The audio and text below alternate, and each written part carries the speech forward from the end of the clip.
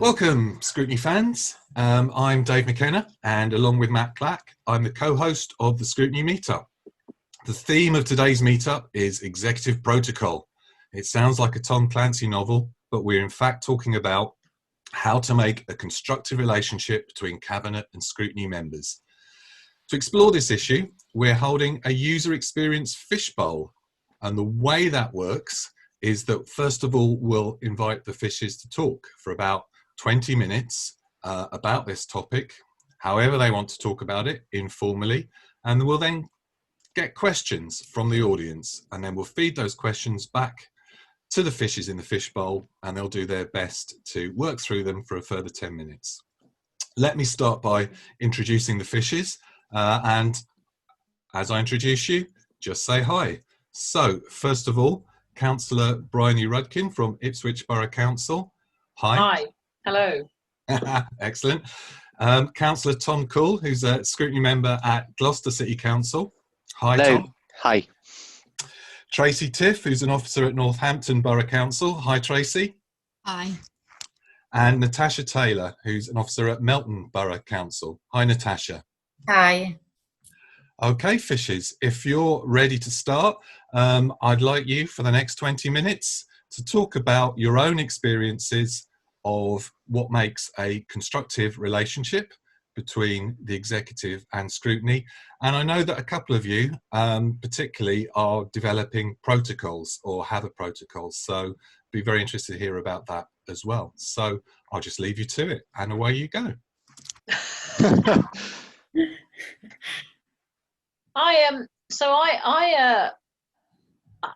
I've been coming to these great meetups that Dave and Matt have been organising, and I always sort of say, oh, I'm a bit of a cop-out because I don't do scrutiny. So this is the first time anybody's asked me, what is it like from my perspective? So I'm a portfolio holder, I'm deputy leader of my council. We have one scrutiny committee, which is chaired by a member of the opposition. I get summoned to that committee once a year. It's coming up in October, the 1st of October, in fact, this year, for me to talk about the performance of the areas of responsibility, which are actually quite varied. And so for me, it's always a little bit like they're the performance people. So they get to ask me questions about performance, which is fine. And you know, nobody should be shy away from that. And I haven't personally, in my areas, had anybody look at something. Although I have asked, I've begged them to look at various things to do with sport and leisure. So before lockdown, about what was the demand, and private gyms. We are oversupplied with gyms in Ipswich. Why? I wanted somebody to look at that because I didn't have time, or I didn't feel my officers had time specifically. So that would have been a really good scrutiny topic. They haven't done it yet, but I'm going to have another prod at them to see if I can raise any interest in that. And so for me, that's my perspective about where I sit. And I'm interested as to I'm interested, Tom, how do I influence? Yeah. How do I influence well, their yeah, it's interesting because we're in a very similar situation in that I'm from a district council with one scrutiny committee chaired by the opposition, except whereas you're the portfolio holder, I'm the opposition chair. So we're in completely opposite position. And it's interesting what you just said, because we were talking about this in the breakouts when we were talking about one of the things that I think the executive likes about our relationship here is that when I took over, it was constantly scrutiny requesting things from cabinet members.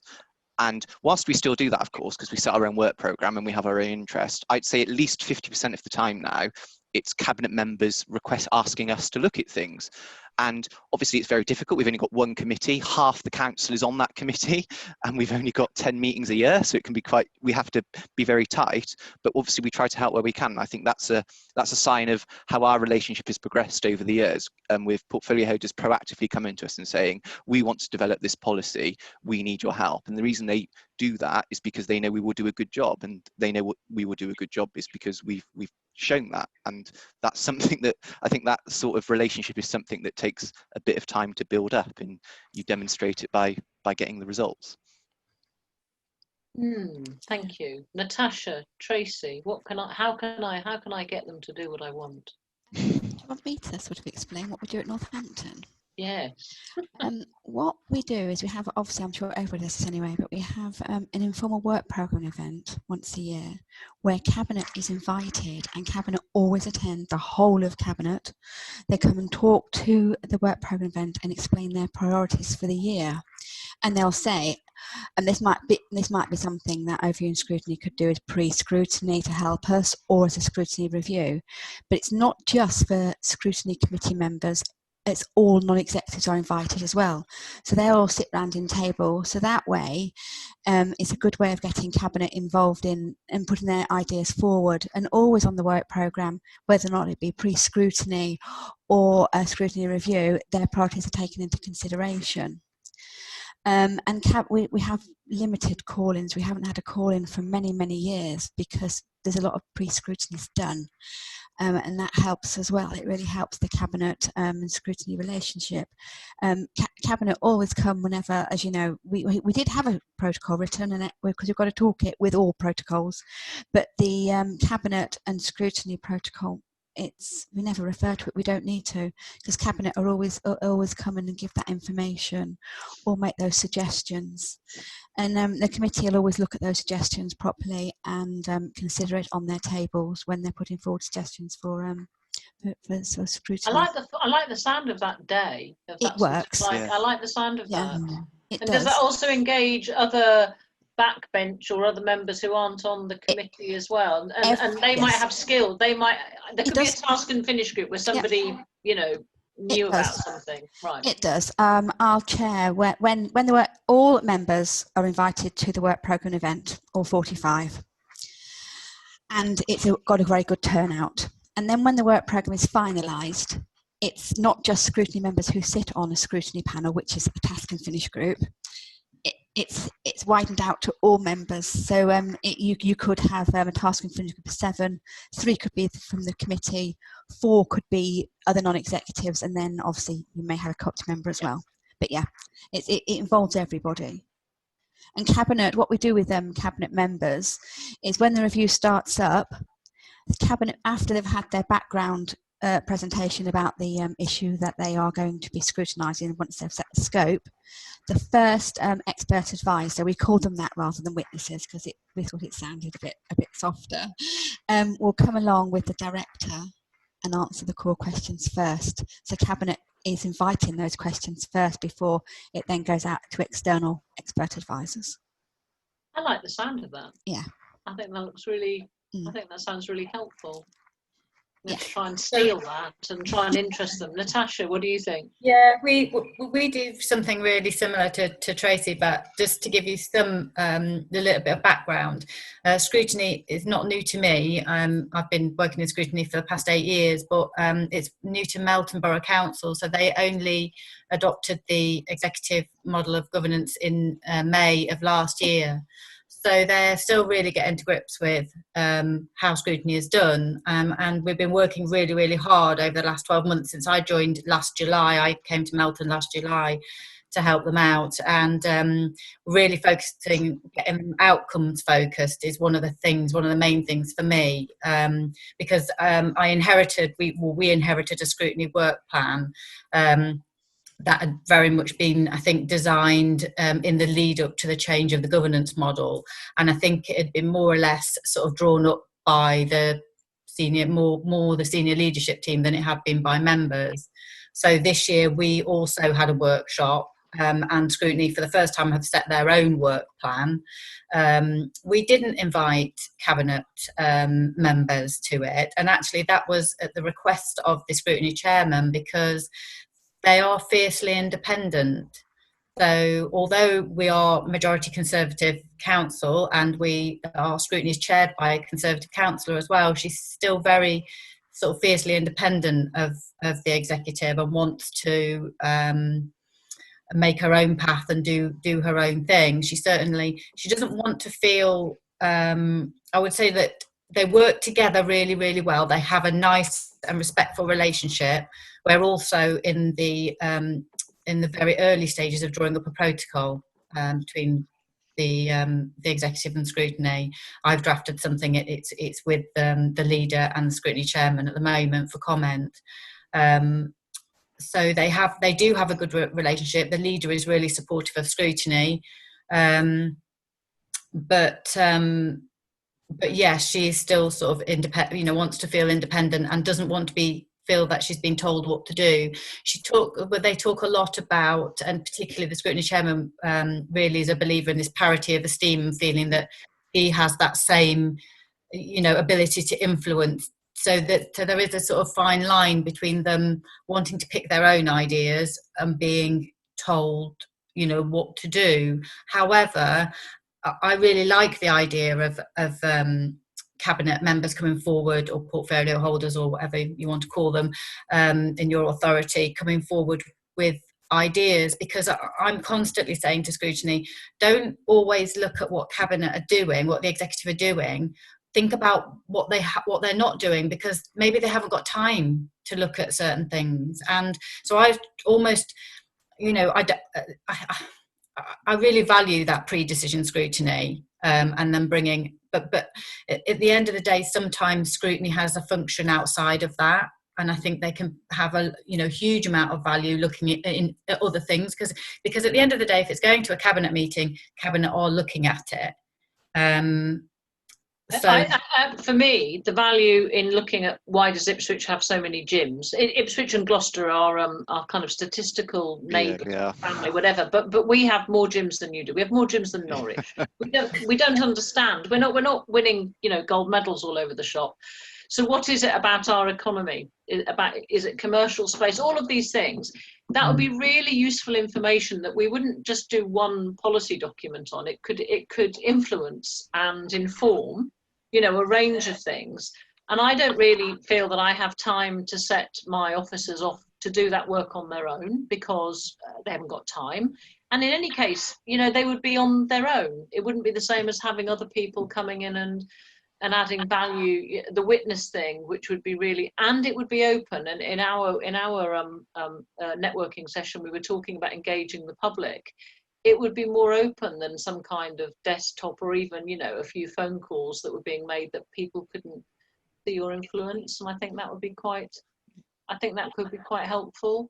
So I really want to. And if they said to me, actually, okay, but we want to do, I don't know, we want to include some other provision in it as well. Look, fine, because I wouldn't be precious about what people called it, or exactly the terms of reference. I wouldn't want to write the terms. I'm quite lazy. I just want to set the question. I don't want to be there, determining exactly what's done, or indeed who people spoke to, because again, it's a bit wider than that. Absolutely. And I think there is some value in starting a piece of work that already has the support of the executive, because again, if we're looking at scrutiny being really value based and outcomes focused, then you're almost on a winner already, because people are already listening, because it's something that it has the backing of everybody, if you like. Because we've all seen scrutiny do reviews of things that really nobody wants to back, and there's a huge amount of work that goes into any sort of review. It does happen though, doesn't it? No, it does. And don't tell me it's only me that has experienced. No. And in fact, I once sat on a panel with somebody, and forgive me if anybody knows, she was great. She was from Bedford, and there'd just been a riot in Bedford prison of prisoners. And the scrutiny, we must go and scrutinise this. And she explained to us how, she said, actually, what can the council do? Yes, it's a really interesting thing, interesting, important, socially, but actually, what can we do? And there's that frustration as well, that sometimes you go off and find out stuff that your council isn't. It might be a useful piece of commentary, social commentary, but it isn't necessarily a tool that your council can then go on and use. And I can imagine that's frustrating as well. Do you think? Natasha, I think firstly, it's not just you, so rest assured it's not just you. But I just wanted to pick up on a point you said, because I think it was a really good point about the fine line in the relationship, because obviously it's slightly different here, because I'm not from the ruling group, and we have a very good relationship, and no one would want an antagonistic relationship. But I think whilst it's a good relationship, it's not chummy, it's not pally, and it's a relationship that still has challenge.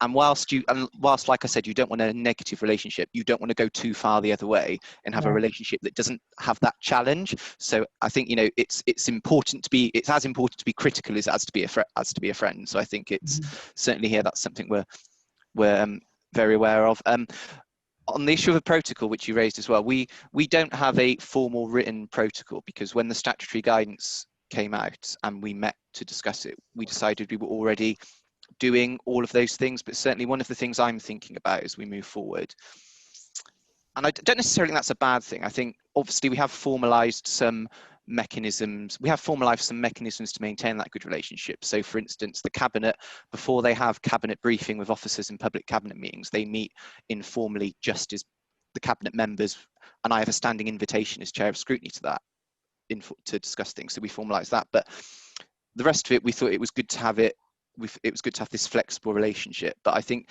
going forward, we've switched to all our elections. There's going to be a big turnover of members, and what certainly is on my radar is how do we make sure that this relationship stays good going forward.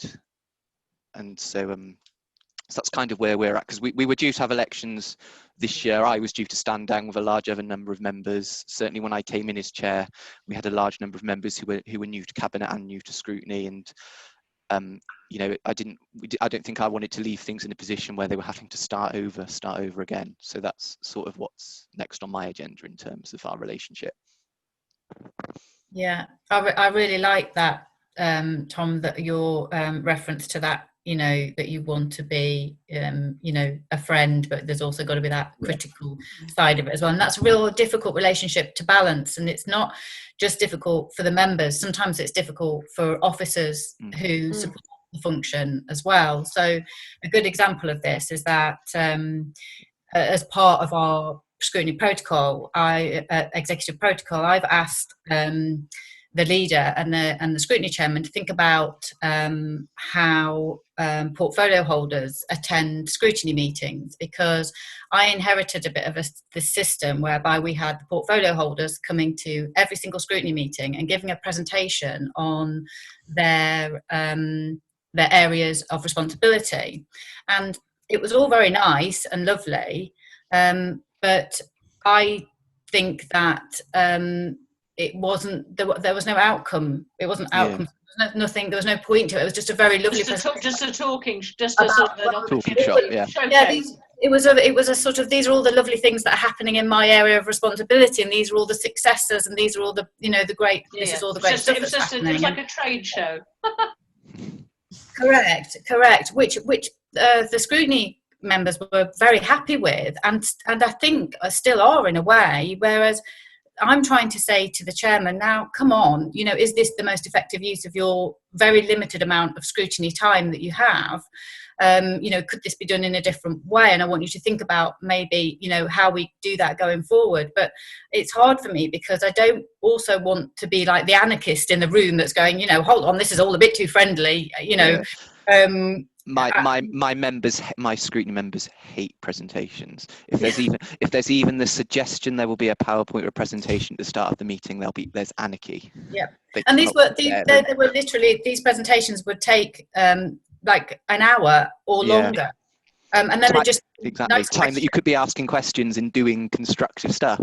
Correct. Yes, correct. So I've asked them to have a think about that and how portfolio holders, and without, you know, that we've talked about perhaps, you know, scrutiny picking a particular topic and asking the portfolio holder to perhaps, you know, do a presentation on a particular topic that they, you know, so that's more about scrutiny choosing the topics. But, you know, that could also cause a huge amount more work for the portfolio holder. And I'm conscious as well that, you know, in order to keep that relationship balanced, it doesn't, I don't want it to feel that it becomes a burden.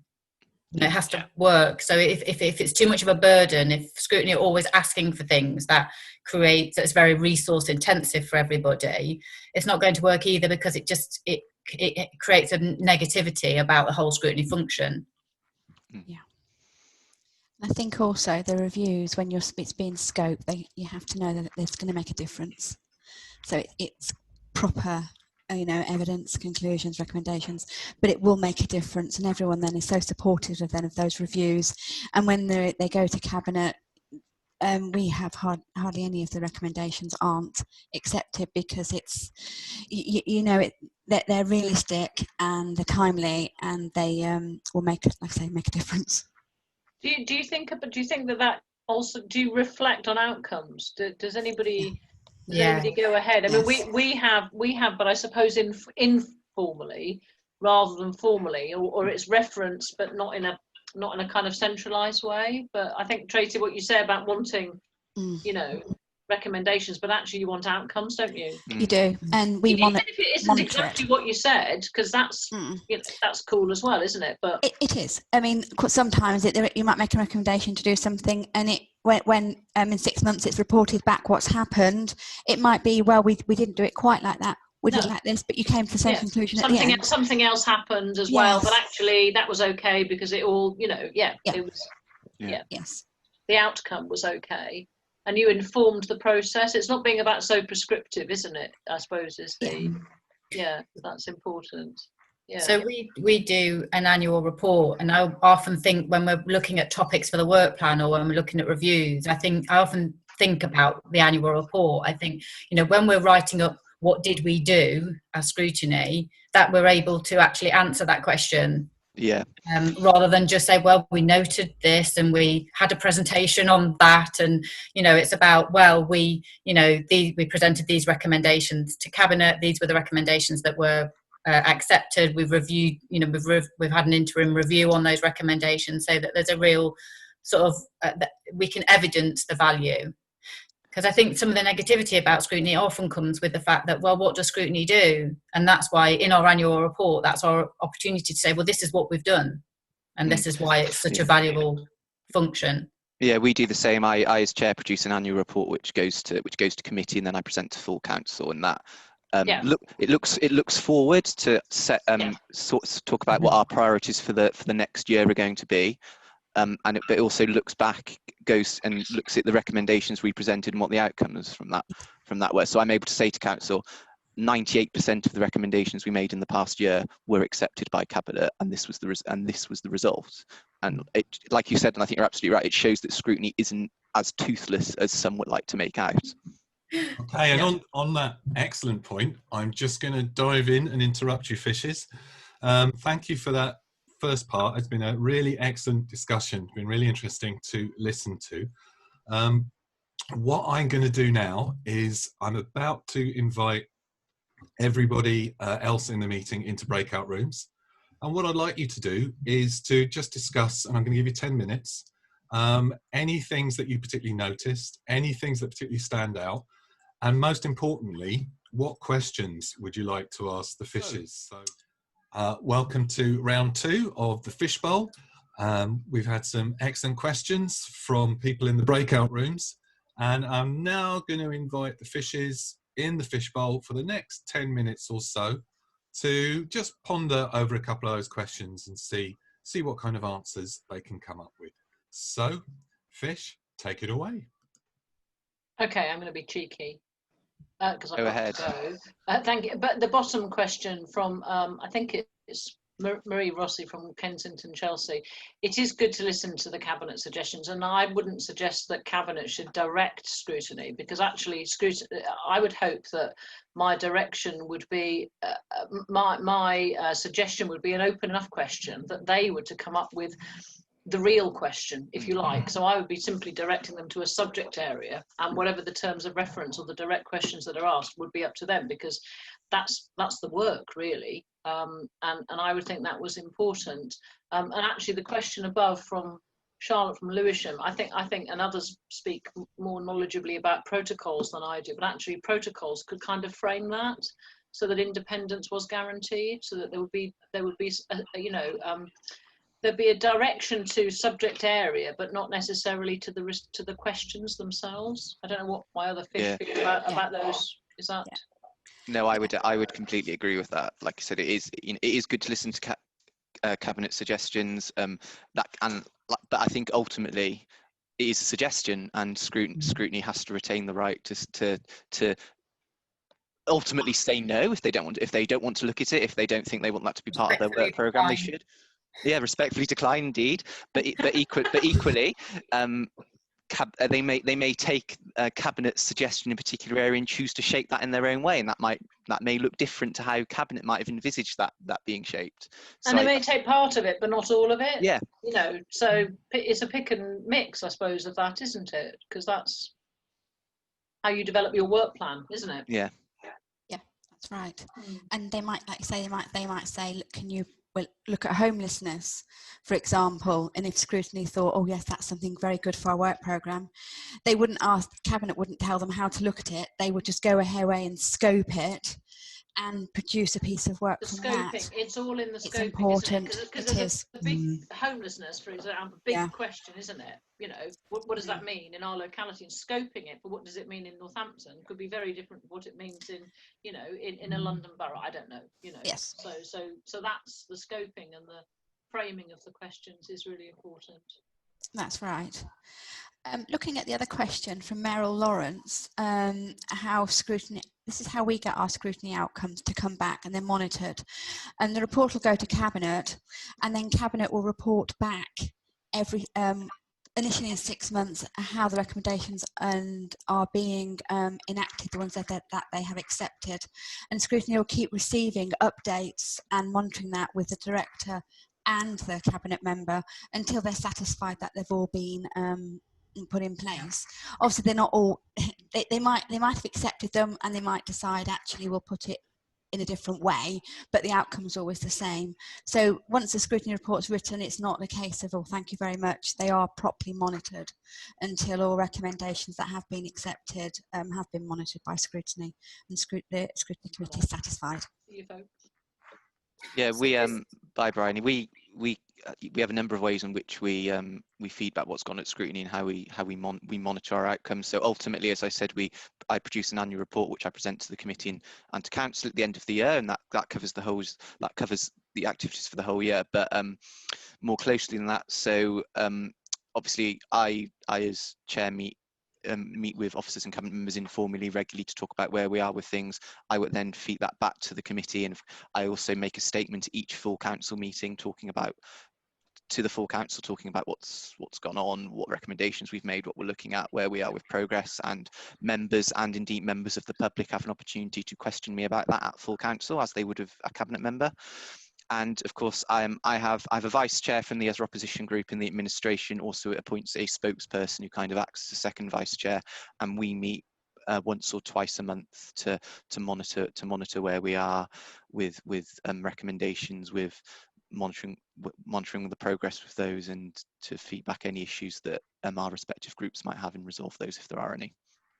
So just to add to what Tom and Tracy has said, we've actually got into the habit now of including in any set of recommendations that we send to Cabinet, we have got into the habit of also asking them to endorse an annual report, and sometimes both an annual and an interim report come back to the Scrutiny Committee to report on the outcomes of the recommendations. So that's sort of part of a set of recommendations, and that way you're getting Cabinet's commitment that a report will come back demonstrating what the outcomes are, and then we would then just add that onto our rolling work plan. So we'd put that on in a year's time, and it will go onto our forward plans, so that so we're all aware that we're going to get that report back. Yeah. I was just looking at the question, well, a couple of them. Would I share the draft Cabinet Scrutiny Protocol? Yes, absolutely. But I have to admit as well that I did use some other, as a template and as a base, I used some other authorities' protocols to help me. So I should probably reference those. I looked at North Norfolk, Blackpool, I think, as well, and there was one other. I can't. If it comes to me, I'll let you know. But essentially, when I went and searched for this, I think some of them are hidden in people's constitutions, so they're not always as easy to find. And I was trying to find recent ones. So there are some that exist that are pre the government guidance on scrutiny, but I wanted ones that had come out of because I know there was sort of part of that government guidance recommended the idea of this scrutiny protocol, executive scrutiny protocol. So I wanted to try and find some recent examples, and actually it was harder than you think to find them. So I looked at a couple that I could see that have been published recently, and then I made it our own as well. But yes, more than happy to share it with anybody. It's in its sort of full and unedited format as it stands. So but yes, happy to share.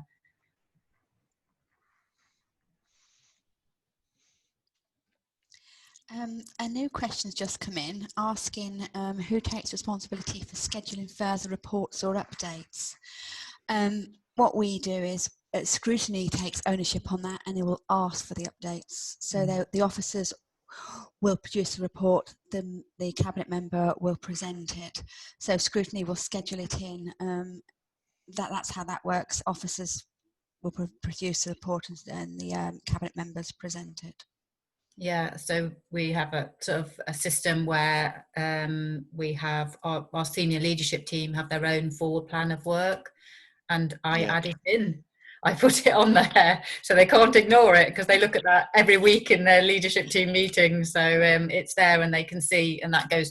It's a whole year's worth of work plan for them, like a corporate work plan, if you like. So, and it goes on there. It's flagged on there. Same thing happens here, but I would say at the start it was difficult to get officers into the mentality of the scrutiny cycle, because quite often there were issues with reports not being ready because they were thinking it's got to be ready for cabinet, but if scrutiny is the week before, it needs to be ready to go out 5 days prior to that. So we're at that point. That's exactly what Natasha described as what happens here, but getting everyone into the mentality of sticking to the scrutiny reporting cycle took a bit of time, but that works really well. Yeah.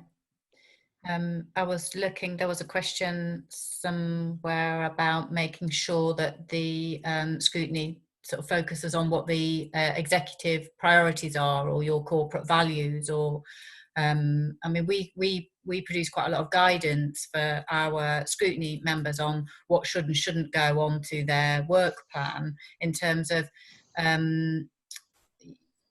making sure it's outcomes based, so making them think about what will come out of it at the end, and making sure that there's some value that come out of it. But I think when we get loads and loads of ideas that come forward, and more than we could possibly look at, and so when we look to prioritise, we will probably get them to focus on the council's corporate priorities, so those executive priorities, to say they're going to add the most value because they're focused on the priorities of the council, and maybe you want to prioritise those areas. Just keeping them focused on those, on what the council's trying to achieve as well, because that is important, that they that they're not working at odds with what the council's trying to achieve. Okay, I'm just going to jump in there. I think it's a good time to bring this conversation to a close. Thank you ever so much to our fishes, Bryony, Tom, Tracy and Natasha. There's been some excellent conversation. I really hope you found it useful.